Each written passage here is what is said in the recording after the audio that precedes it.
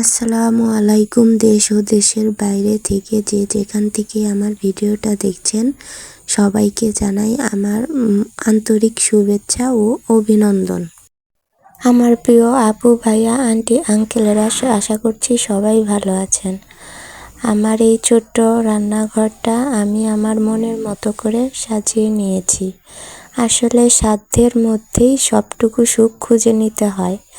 যার যেমন সাধ্য সেই রকমভাবেই তার সুখটুকু খুঁজে নিতে হয়। আমি তাই আমার ছোট্ট রান্নাঘরটা সামান্য কিছু জিনিস দিয়ে সুন্দর করে আমার মনের মতো করে সাজিয়ে নি। আর তার জন্য এই যে আপনাদের ভাইয়া আমাকে সাহায্য করছে, আমার রান্নাঘরের মাটিগুলো সমান করে দিচ্ছে। আসলে আমরা গ্রামের মানুষ, কাজ করে খাই, অনেক পরিশ্রমের ফলে একটা বাড়ি বা যে কোনো কিছুই বলেন গড়ে নিতে হয়। তা আসলে একার পক্ষে সম্ভব না। তাই আপনাদের ভাইয়া আমাকে মাটি তুলে সেগুলো সমান করে দিচ্ছে।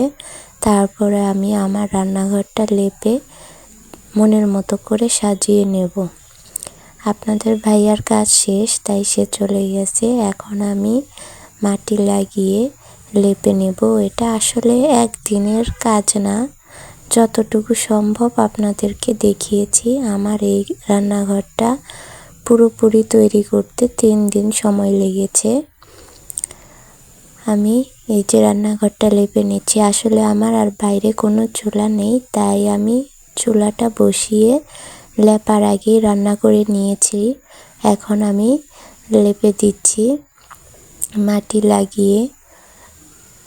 আসলে আমাদের মতো গ্রামে যারা থাকে, অনেক কাজ থাকে সংসারে, সব কাজ সেরে তারপরে করতে হয়।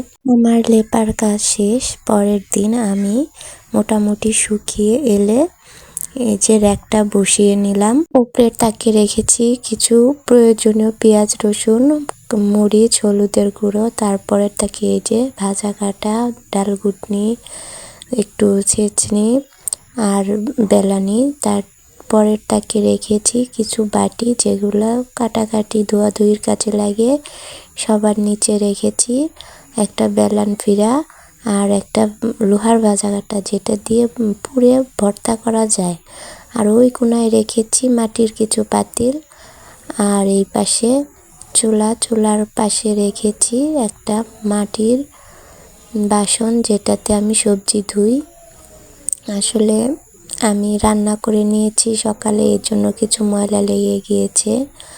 আর পাতিলের নিচে রেখেছি কালি যাতে না লাগে সেই জন্য 2টা জলকান্দা। এখন আপনাদের এলাকায় এক একজন এক এক কিছু বলতে পারে, আমাদের এখানে জলকান্দাই বলে। আর এই পাশে 2টো ফিরা। ছোট্ট একটা রান্নাঘর তো, বেশি কিছু রাখা যাবে না, সামান্য কিছু দিয়েই সাজিয়েছি।